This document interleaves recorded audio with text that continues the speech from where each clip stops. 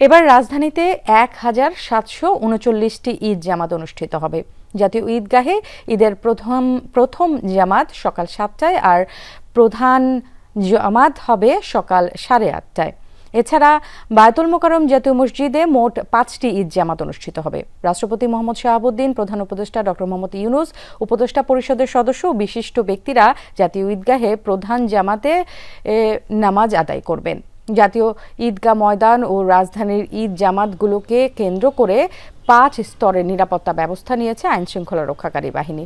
ঈদের নিরাপত্তায় ১৫,০০০ পুলিশ সদস্যের পাশাপাশি সিটিটিসি, এটিইউ, সাদা পোশাকের গোয়েন্দা পুলিশ, সেনাবাহিনী সহ বিভিন্ন আইনশৃঙ্খলা রক্ষাকারী বাহিনীর সদস্যরা মোতায়েন থাকবেন। সকালে জাতীয় ঈদগাহ ময়দানের নিরাপত্তা ব্যবস্থা পর্যবেক্ষণ করেন ডিএমপি কমিশনার। জানান, এবারের ঈদকে ঘিরে সুনির্দিষ্ট কোনো হুমকি নেই, তবে সব ধরনের চ্যালেঞ্জ মাথায় রেখেই নিরাপত্তা ব্যবস্থা গ্রহণ করা হয়েছে। ঢাকা মহানগরীতে মোট ১১১টি ঈদগাহ এবং ১,৫৭৭টি মসজিদে মোট ১,৭৩৯টি ঈদের জামাত অনুষ্ঠিত হবে। জাতীয় মসজিদ ও ঢাকার অন্যান্য সকল স্থানে অনুষ্ঠিতব্য ঈদ জামাতের নিরাপত্তা নিশ্চিত করে ঢাকা মেট্রোপলিটন পুলিশ সমন্বিত সুদৃঢ় সুবিন্যস্ত নিরাপত্তা ব্যবস্থা গ্রহণ করেছে।